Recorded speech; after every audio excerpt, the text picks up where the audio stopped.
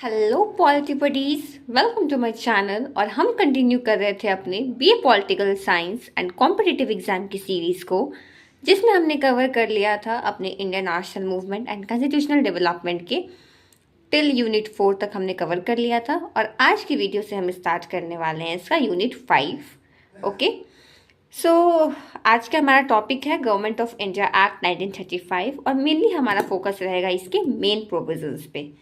Okay friends, so let's start with the introduction part. But before starting मैं आप सभी को बता दूं कि आप लोग प्लीज़ अपने कॉपी पेन लेके बैठिए, सो दैट मैं जो भी पढ़ाऊंगी आप उसके नोट्स साथ में बनाते जाना। आप बनाते जाओगे तो आपको याद भी होते जाएगा और आपके नोट्स भी रेडी हो जाएंगे लाइन बाइज लाइन। और नोट्स में मैं कुछ एक्स्ट्रा बातें ही बताती हूँ व्हेन आई एक्सप्लेन, तो आप उसको भी लिखते जाइएगा।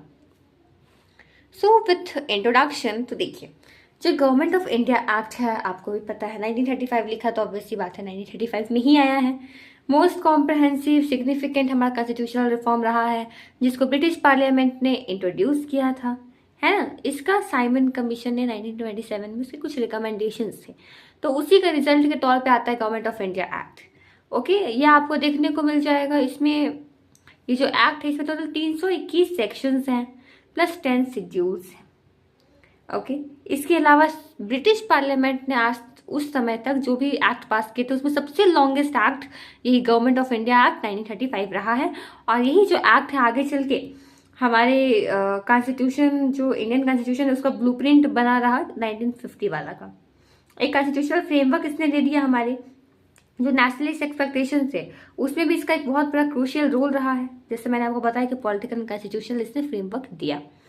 तो जैसा कि हमने इसके इंट्रोडक्शन पार्ट को कर लिया है, अब हम समझते हैं इसके हिस्टोरिकल बैकग्राउंड को। सबसे पहला इसका गवर्नमेंट ऑफ इंडिया एक्ट का कारण बना साइमन कमीशन 1927। देखिए, ब्रिटिश गवर्नमेंट ने साइमन कमीशन को भेजा, अपॉइंट किया कि जाओ जाके आप रिव्यू करो कि 1919 का जो एक्ट था, है ना, मोंटेग्यू केम्सफोर्ड रिफॉर्म एक्ट, उसका सही से वो काम हो रहा है कि नहीं हो रहा है। ठीक है, तो इन्होंने देखा और तभी इन लोगों ने, साइमन कमीशन वाले लोगों ने रिकमेंड किया कि ये जो डायरकी आपने लाई है थ्रू 1919 एक्ट, इसको एबॉलिश किया जाए और अब यहाँ पे प्रोविंशियल ऑटोनॉमी लाया जाए। ठीक है, और जब ये प्रोविंशियल ऑटोनॉमी की बात की गई तो यही आपका गवर्नमेंट ऑफ इंडिया एक्ट 1935 अपने साथ लेके आता है। दूसरा कारण बनता है नेहरू रिपोर्ट 1928। क्या होता है, इस नेहरू जी 1928 में एक रिपोर्ट देते हैं तो ब्रिटिश गवर्नमेंट, जिसको कि ब्रिटिश ने काफी समय तक इग्नोर किया, जिसमें उन्होंने डिमांड किया था डोमिनियन स्टेटस का और बोला कि हमें एक रिस्पॉन्सिबल गवर्नमेंट चाहिए। अगला है राउंड टेबल कॉन्फ्रेंस 1930 से 32 का। इसमें क्या था कि जो डिस्कस्ड कॉन्स्टिट्यूशनल रिफॉर्म्स, जो इंडियन लीडर्स थे उन्होंने डिस्कस किया कॉन्स्टिट्यूशनल रिफॉर्म्स के बारे में, बट आपको तो पता ही है कंप्लीट एग्रीमेंट इस पर कभी हो नहीं पाया। ये जो राउंड टेबल कॉन्फ्रेंस था ये फेल हो गया। तो फेल होना भी अंदर में एक बहुत बड़ा बैकग्राउंड क्रिएट कर देता है आगे में कुछ चीज़ें होने के लिए। कुछ चीज़ें फेल इसीलिए होती हैं ताकि वो आगे अच्छे से एग्जीक्यूट हो पाए, और इसी का नतीजा था यहाँ पे जो कॉन्स्टिट्यूशनल रिफॉर्म्स की बातें हो रही थी, कई दफ़ा एग्रीमेंट फेल हो जाता है राउंड टेबल कॉन्फ्रेंस में, जो कि आगे चल के आपका गवर्नमेंट ऑफ इंडिया 1935 में आता है। फिर एक कारण बनता है कॉम्युनल अवार्ड 1932 का। देखिए, आपको तो पता ही है कि 1919 के एक्ट से बहुत सारे सेपरेट इलेक्टोरेट्स हो गए थे माइनॉरिटीज़ के लिए। अब ये जो सेपरेट इलेक्टोरेट्स का अनाउंसमेंट हो गया था, तो अब ये भी एक बैकग्राउंड बन जाता है गवर्नमेंट ऑफ इंडिया एक्ट 1935 के आने का। अगला रीज़न है वाइट पेपर। ये 1933 में आता है। ये जो एक टाइप का स्कीम था कॉन्स्टिट्यूशनल रिफॉर्म को लेकर के, ठीक है, इसको ब्रिटिश पार्लियामेंट में खूब ज़्यादा डिबेट किया गया एंड फाइनली पास कर दिया गया गवर्नमेंट ऑफ इंडिया एक्ट 1935, जिसके तहत जितनी भी हमारे बैकग्राउंड से प्रॉब्लम हो रही थी उसके सोल्यूशन के साथ इसको भेजा जाता है। ठीक है, अब भेजा जाता है तो इसमें क्या क्या मेन प्रोविजंस थे, आइए उसको समझते हैं। Main provisions of Indian government act of 1935। तो पहला, establishment of an all India federation. सही बात है, अखिल भारतीय संघ का गठन होता है, फॉर्मेशन होता है। क्या होता है, देखिए, एक फेडरेशन बनाया जाता है, ठीक है, दो पार्ट्स में। पहला था एक ब्रिटिश इंडियन प्रोविंसेस, जिसमें कि ब्रिटिश जहाँ पे राज कर रही हैं, और दूसरा था प्रिंसली स्टेट्स का, मतलब जो भारतीय राजा है उनका। ये दो हो गए। अब ये जो फेडरेशन है, जैसा हम लोगों ने बताया कि दो पार्ट्स में हम लोगों ने क्रिएट किया, ये कभी एग्जिस्टेंस में आया ही नहीं। क्यों? ब्रिटिशर्स ने तो बोल दिया। तो देखिए प्रिंसली जो स्टेट्स थे, जो राजा महाराजा थे, उन लोगों ने रिफ्यूज़ कर दिया कि नहीं हम ऐसा कुछ ज्वाइन वाइन नहीं करने वाले हैं, तो इस चलते ये फेल हो जाता, बट ऐसा प्रोविज़न आया। अगला डिवीज़न ऑफ पावर्स, पावर्स का डिवीज़न हुआ 3 लिस्ट में।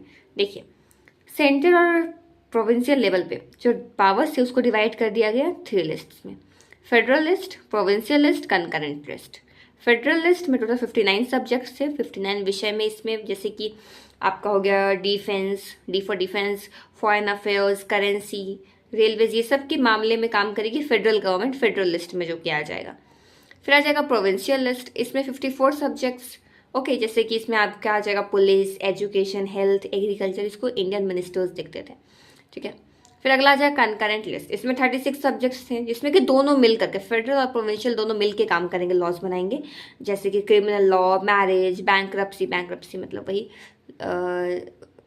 एग्जैक्टली इसकी मुझे हिंदी नहीं आ रही है। बैंक्रप्सी मतलब होता है ना किसी का दिवालिया हो जाना, टोटली करप्ट हो जाना, पैसे ख़त्म हो जाने, तो ये सब चीज़ों में ये देखिएगा। अब बाकी जो रेसिडुअरी पावर्स है, रेसिडुअरी पावर्स मतलब वैसे पावर्स, वैसे कानून जिसका हमारे पास आइडिया नहीं है कि हाँ आगे चल के ऐसी भी प्रॉब्लम्स आ सकती है, तो बाकी जो अवशेष जो पावर्स थी वो सारे के सारे गवर्नर जनरल के हाथों में ही रखी गई, यानी कि final authority in the hands of British only, okay. तो अगला प्रोविज़न ये हो गया। तीसरा प्रोविज़न आया प्रोविंशियल ऑटोनॉमी का। प्रोविंशियल ऑटोनॉमी में क्या होता है, इसमें जो प्रोविंशियल ऑटोनॉमी के तहत मेन प्रोविज़न जो इनका था, तो जैसे मैंने पहले बताया था कि साइमन कमीशन के रिकमेंडेशन पे जीआरसी जो 1919 के एक्ट के तहत आया था, इसको अबॉलिश कर दिया जाता है, बोला जाता है ना, प्रोविंशियल लेवल पे इसको अबॉलिश करके बोला जाता है कि अब हम क्या करेंगे, प्रोविंसेस ऑटोनॉमी ग्रांट करेंगे, ठीक है। एंड जो भी है अपने उनके पास सब्जेक्ट्स होंगे, जो प्रोविंशियल लिस्ट में जो सब्जेक्ट्स आएंगे आप उस पर कानून बनाएंगे, 54 सब्जेक्ट्स दिए गए हैं ना। और तो जो provincial executives were responsible to elected legislatures, जो भी इलेक्टेड लेजिस्लेचर है उसको रिस्पॉन्सिबल कौन होंगे, आपके प्रोविंशियल एग्जीक्यूटिव। और तो और गवर्नर जनरल, फिर भी गवर्नर बोलिए, गवर्नर जनरल बोलिए, स्पेशल पावर जो सबसे हाईएस्ट पावर था उन्हीं के पास होता था। इतने पावर्स होते थे, चाहे वो फिनांस हो या लॉ एंड ऑर्डर हो, ठीक है, कोई भी ब्रिटिश इंटरेस्ट की बातें हो, वो सब के मामले में ये जो है नॉर्मल मिनिस्टर्स को, इंडियन मिनिस्टर को ये ओवरराइड कर सकते थे, इतनी पावर्स थी इनके पास। अगला प्रोविज़न आता है इंडियन काउंसिल अबॉलिश्ड। इसमें क्या है, इंडियन काउंसिल रहती थी लंदन में, ठीक है, लंदन में जो ये इंडियन काउंसिल रहती थी उसको बुक अबॉलिश कर दिया गया 1858 में, समझ रहे हो आप। और अब क्या कर दिया गया यहाँ पे कि जो भी आपके secretary of state for India जो थे, ठीक है, अब कहा गया कि अब आपको अकेले आप काम नहीं करोगे, आपको असिस्ट किया जाएगा बाय टीम ऑफ एडवाइजर्स, ठीक है। तो इस प्रकार से इंडियन काउंसिल को भी अबॉलिश कर दिया गया। अगला प्रोविज़न रहता है डायरची एट द सेंटर। इसमें क्या होता है कि डायरची आ जाती है, मतलब कि अब जो भी प्रोविंसेस में है सब जगह से, तो प्रोविंसेस अबॉलिश करके बोला जाता है कि अब सिर्फ सेंटर में ही आपका डायरची चलेगा। और तो और क्या होता है, सेंटर में इसको ला दिया गया, इंट्रोड्यूस कर दिया गया डायरची को। फिर रिजर्व सब्जेक्ट जैसे कि आपके इसमें मैंने बताया ना, डिफेंस हो गया, फॉरेन अफेयर्स, ट्राइबल एरियाज़, ये सब बोला गया कि अब जितने भी रिजर्व सब्जेक्ट्स हैं वो डायरेक्ट कंट्रोल में होंगे गवर्नर जनरल के। ट्रांसफर सब्जेक्ट्स वही हस्तांतरित जो भी विषय होंगे उसमें इंडियन मिनिस्टर्स उसको एडमिनिस्टर करेंगे, जैसे कि हेल्थ, एजुकेशन और फॉरेस्ट हो गया। और फिर जो सेंट्रल गवर्नमेंट है, आपको बता दें सेंट्रल गवर्नमेंट सबसे हाईली अथॉरिटेरियन रहेगी, सेंट्रलाइज्ड रहेगी, सबसे ज़्यादा पावर इसी के पास रहेगा अल्टीमेटली। अगला हमारा आता है प्रोविज़न इसका federal legislature, that is by cameral. मतलब क्या है अब इसका, आपको पता ही है कि अब यहाँ पे बाई कैमरल लेजिस्लेचर आ चुका है सेंटर में, मतलब कि काउंसिल ऑफ स्टेट जिसको हम लोग अपर हाउस कहते हैं, ठीक है, इसमें अब 260 मेंबर्स हैं, और एक फेडरल असेंबली जिसको हम लोग लोअर हाउस कहते हैं उसमें 375 मेंबर्स। अभी जो मेंबर्स हैं, ठीक है, ये कैसे इलेक्ट होते थे, तो ये सेपरेट इलेक्टोरेट्स के थ्रू होते थे, धर्म के बेसिस पे, कास्ट, प्रॉपर्टी, स्पेशल इंटरेस्ट, ये सब के बेसिस पे। अब ये जो लेजिस्लेचर बना इसमें तो इंडियंस भी आए हैं, तो इनके पास लिमिटेड पावर्स होती थी और गवर्नर जनरल के पास रियल पावर्स होती थी, जैसे कि उसके पास वीटो पावर होता था, उनके पास ऑर्डिनेंस इशू करने का पावर होता था, और कोई भी सब्जेक्ट है उसको कंट्रोल करने का की कंट्रोल इनके पास होता था। अगला हमारा प्रोविज़न है फेडरल एग्जीक्यूटिव। अब ये फेडरल एग्जीक्यूटिव क्या है, देखिए इसमें गवर्नर जनरल, मतलब कि जो गवर्नर जनरल है, जो एग्जीक्यूटिव हेड है, एनॉर्मस पावर, सबसे ज़्यादा पावर उसके पास रहेगी। यही गवर्नर जनरल जो है कंट्रोल करेगा डिफेंस को, एक्सटर्नल अफेयर्स को, ओके, ट्राइबल एरियाज। और इवन दो कि कोई मिनिस्टर्स है उसको डिसमिस करना है तो ये भी यही करेंगे, लेजिस्लेचर को डिसॉल्व करना है ये भी यही करेंगे, और कोई भी ऑर्डिनेंस इशू करना है ये सब का सब गवर्नर जनरल ही करेंगे। ऑल्दो अगर मैं बोलूँ तो real power will remain in the hand of British government. तो ये हो गया हमारा प्रोविज़न। फिर अगला प्रोविज़न हमारा आता है फेडरल कोड। फेडरल कोड में क्या है तो देखिए, फेडरल कोड की स्थापना होती है 1937 में, इस्टेब्लिश होता है, जिसका मतलब मुख्य एम यही था कि प्रोविंसेस और सेंट्रल लेवल पे जो भी डिस्प्यूट्स होंगे उसको सेटल करना, और जो भी हमारे कॉन्स्टिट्यूशनल प्रोविजंस है उसको इंटरप्रेट करना और उसकी बातों को स्पष्ट करना। ऐसा किया गया, इस प्रकार से हमारा 1937 में फेडरल कोड को स्टैब्लिश किया गया। अब मैं आपको बता दूं दोस्तों कि यही जो है आगे चल के हमारा सुप्रीम कोर्ट बनता है इंडिया का 1950 में। अगला हमारा मेन प्रोविजन है इलेक्टोरल प्रोविजंस। इसमें क्या था कि डायरेक्ट इलेक्शन को इंट्रोड्यूस किया गया प्रोविंशियल लेजिस्लेचर के लिए, भी पहली बार ऐसा हो रहा है इंडिया में। और तो जो इलेक्टेड रिप्रेजेंटेटिव से इसके नंबर्स को भी एक्सपेंड किया गया। सेपरेट इलेक्टोरेट्स लाए गए Muslim, Sikh, Christian, Anglo Indian, Europeans के लिए। और तो और मैं आपको बता दूं जो फ्रेंचाइज था यानी कि वोट देने का अधिकार है अभी भी रिस्ट्रिक्ट किया गया है। वैसे लोग जो प्रॉपर्टी, टैक्स, एजुकेशनल क्वालिफिकेशन इनके पास है सिर्फ वही दे सकते हैं, उनके अलावा कोई नहीं। और इस प्रकार से सिर्फ 10 से 15% ही जो अडल्ट पॉपुलेशन थी इंडिया की वही वो वोट कर पाती थी। अगला है हमारा रीऑर्गेनाइजेशन ऑफ प्रोविंसेस। इसमें क्या है देखिए, 2 न्यू प्रोविंसेस को क्रिएट किया गया, जिसमें आपका आएगा एक सिंध, बॉम्बे से क्रिएट किया गया, और उड़ीसा जिसको बिहार से क्रिएट किया गया। ठीक है, तो इस प्रकार से। और बर्मा भी जो कि अभी का प्रेजेंट है, म्यांमार है, और एडेन, ये दोनों भी सेपरेट हो गए इंडिया से, जो कि क्राउन कॉलोनीज बन गया आगे चल के। ठीक है, अगला प्रोविजन था रेसिडुअरी पावर्स। तो क्या ही बताऊँ, रेसिडुअरी पावर्स के बारे में तो पहले ही बताया कि सब जो जितने भी एक्स्ट्रा पावर्स है सारे के सारे हमारे और ऑटोमेटिकली गवर्नर जनरल के हाथों में रहेंगे, है ना, वही यूनियन पार्लियामेंट के पास रहेंगे।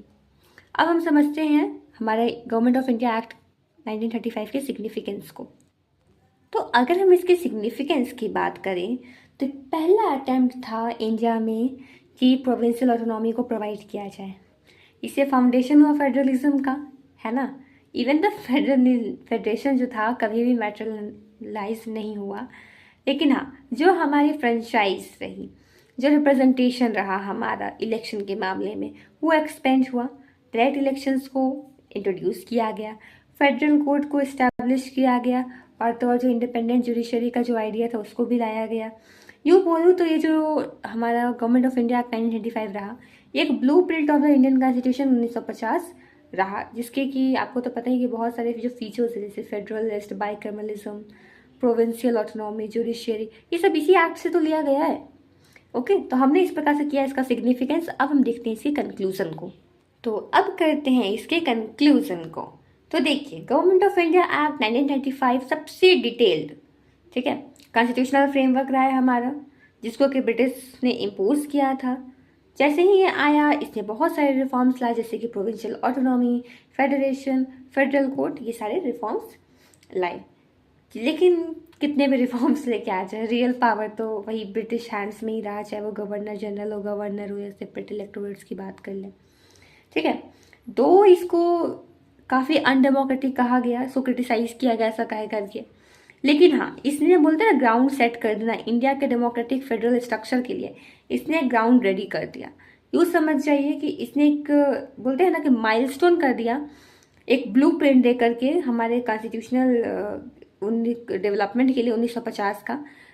सो ये कहीं ना कहीं ये जो 1935 का एक्ट रहा है, ऑल्दो ये लेंदीएस्ट एक्ट रहा है ब्रिटिशर्स के लिए, बट हम इंडियंस के लिए सिर्फ एक होप नहीं रहा, बल्कि इसने हमें बहुत कुछ सिखाया है। भले हमारे एक्सपेक्टेशंस को इसने फुलफिल नहीं किया, बट कहीं ना कहीं बोलते हैं ना कि इसने एक ट्रेनिंग ज़रूर दे दी, हमें आइडिया दे दिया कि किस टाइप से हमें कॉन्स्टिट्यूशन को बनाना है।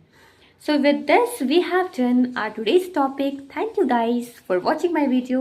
If you really like the video then please do like, and if you feel any queries or suggestions then please put it down in the comment box.